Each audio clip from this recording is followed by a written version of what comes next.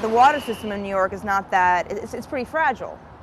And I just was fascinated that this was a whole other world that was occurring simultaneously with the above ground city life, and nobody knew about it. I was like, wow, this is what I have to do. I have to get down there, I have to meet the Sandhogs, talk with the city, and 4 months later, I was granted access. When I started the project, it was very much a visual art project for me, and I wanted to use the photography and video to kind of spark the public's awareness of what was happening simultaneously underground. When I went down there, I just saw such a magnificent, beautiful world, and also the energy and the soul of the Sandhogs really blew me away. So part of my work was not only the the landscape of underground, but just the guys, and I really saw them just being, larger than life characters. Initially they were shy about it, they didn't want to take the picture, what's going on, and then they were like big hams. I get great attention from friends. Because every time I would take a picture of them or something, I would go back a week later and bring it to them as a gift.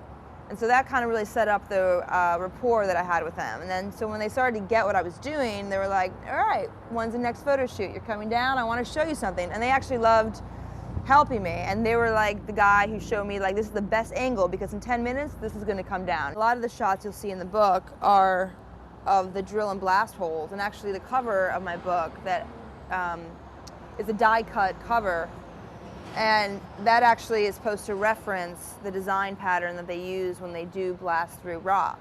I just thought that was amazing. It was actually a very Russian constructivism mural for me. And because I have a medium format camera and the negatives were so large, I was able to really capture on film the subtleties of the color, of the light, of the details of the machines, of the guys. But I thought it was extraordinary. And what I really loved about it was the different light sources and how it became this very high contrast environment, and the beautiful colors and the reflections because there's so much water and puddles, and how that all came together. And so that's really what I tried to communicate when I started to actually go down there and work more. It was kind of how I felt down there, and what I saw are this natural beauty and this art form of mining. The photographs in the book, all those areas are now closed off. They're going to be filled with 1.5 billion gallons of water, a day.